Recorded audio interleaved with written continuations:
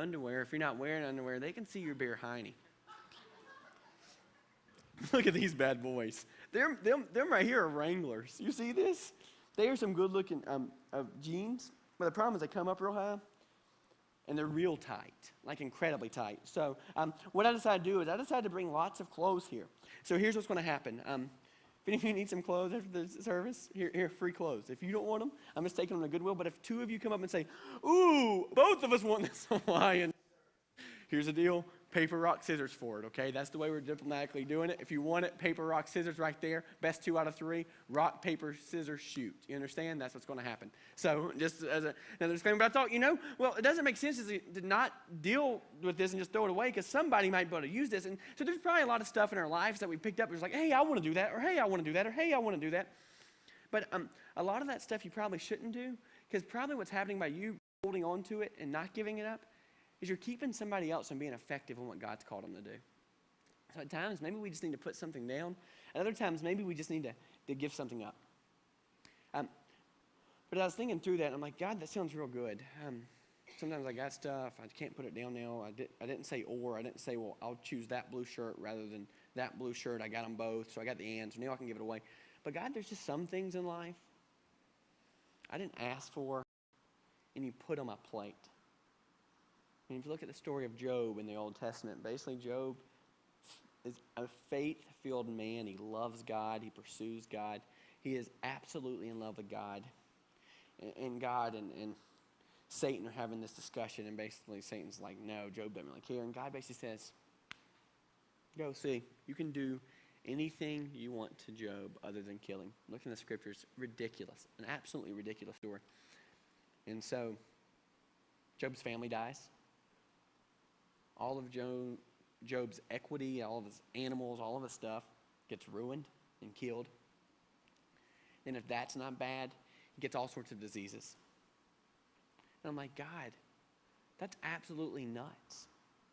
That this guy didn't put all this junk on himself, couldn't just sit it down, couldn't just give it up, because God, you allowed this to happen. You allowed Job to have more than he can handle. You allowed it, God. So what do you do with that?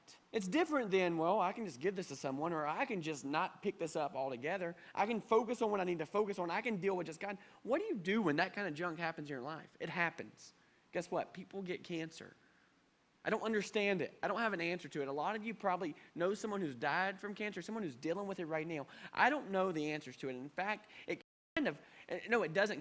does. It pisses me off. I don't understand why people hurt. I don't understand why people struggle. I don't understand why there are people in different countries or in this country who can't find food to eat. I don't understand any of those things, but it happens. And I'm like, God, I don't understand. I don't understand at all. I'm not real sure how this works. I'd like to know the answers to all this because, God, it's obvious. It is evident that at times you give us more than we can handle and you allow more than we can handle. Not that I'm saying God causes cancer or babies or kids to be molested. I'm not saying any of those things, but I'm saying at times God has to allow those things because can God not step in? If God's all sovereign, can God not step in? I'm like, God, well, how does that work then? Look, I'm talking about screaming match with God saying, I don't agree with you. I don't know the answers. I don't have, the first two are nice little bows. You see what I'm saying? Little bitty packages. Oh, just give it away, or oh, just sit it down. Nice little bows, that works. That's real practical. Everything works in the Christian world. Jesus is in my box. Everything's wonderful. Well, these things don't fit in that. And if they don't fit in that, well, what do you do with it? Paul says this. Paul says in 2 Corinthians chapter 12, he calls it a thorn in his flesh. And I just want you to hear exactly what Paul says. 2 Corinthians 12, we're going to read about 3 or 4 verses, starting with verse 7.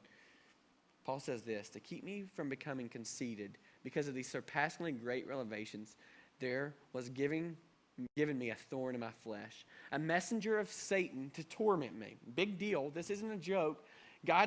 Paul says, look, Satan torments me. 3 times I said to God, take this crap from me. Take it away from me. But he said to me, Paul, listen to this. My grace is sufficient for you. For my power is made perfect in weakness. Therefore I will boast all the more gladly about my weaknesses. This is Paul talking. So Christ's power may rest on me. That is why for Christ's sake I delight in weaknesses, in insults and hardships and persecutions in difficulties. For when I'm weak, then I am strong. There's a book in the Old Testament called Hosea, and I'm just going to give you a pretty good synopsis of it as we finish up. Hosea is a prophet of God, a man of God, just knocking it out of the park for God. And God comes to Hosea and he says, Hosea, I know you're doing good things, but I got a new plan for you. Guess what?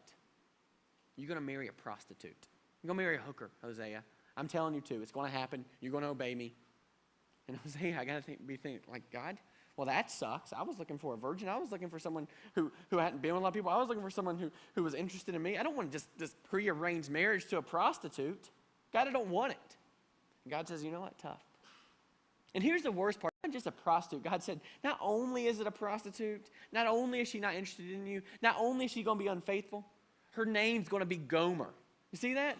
Prostitute with the name Gomer. I mean, pretty big deal. And I don't mean to make light of it, but, prostitute, Gomer, Hosea, man of God, there's your wife. So they go get married. And they have the first kid. Hosea's not the daddy. They have the second kid. Guess what? Hosea's not the daddy. They have another kid, 3 kids. Hosea's still not the daddy. So Hosea pursuing God, loving God, all these things, and God said, or Hosea's like, God, why are you giving me more than I can handle?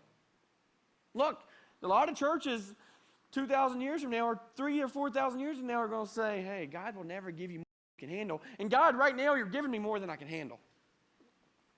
So God, what's the deal? So after 3 kids, I don't know how it works. I don't know if a separation is filed, but they get a divorce, essentially. Gomer goes off back to her life as a prostitute. Kind of weird situation those days because not only did she become a prostitute, but essentially what she became, she pretty much got sold or stuck into slavery. She truthfully became a sexual servant.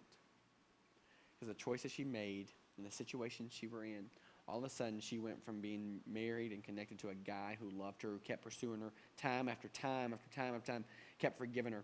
She moved into this life where she really, honestly, was a bunch of guys' object for their pleasure. In the story, true story,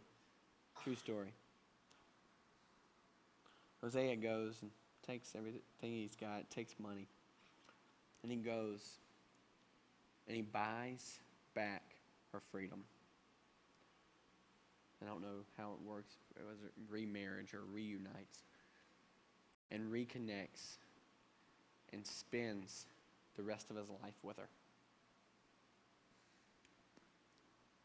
I don't have an answer to why so many bad things happen to good people or why we have so much on our plate. I know sometimes it's because you chose it, and those things we probably need to get it figured out.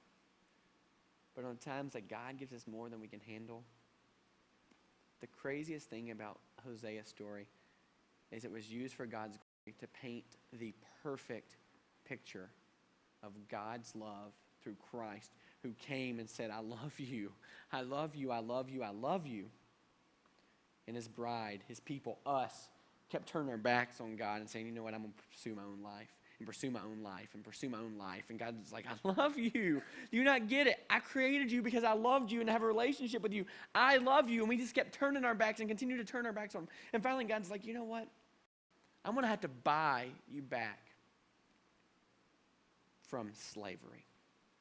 You were living in captivity, a slave to your own sin and your own choices. And I'm going to buy you back through my son who's going to die so you don't have to. So that you don't have to live eternally disconnected from me in hell. So you can live eternally connected to me in heaven. God said, I'm going to buy you back. And I'm going to allow Hosea's story to represent perfectly my love for the Israelites and perfectly my love for you. And that's why Paul says, you know what? His grace, your grace, God, your free gift to me of buying me back and giving me an eternity connected to you, that free gift is sufficient. God, I'll be weak. Because in my weakness, in the way that you work it, being all sovereign, having it all figured out, in my weakness, you can become strong.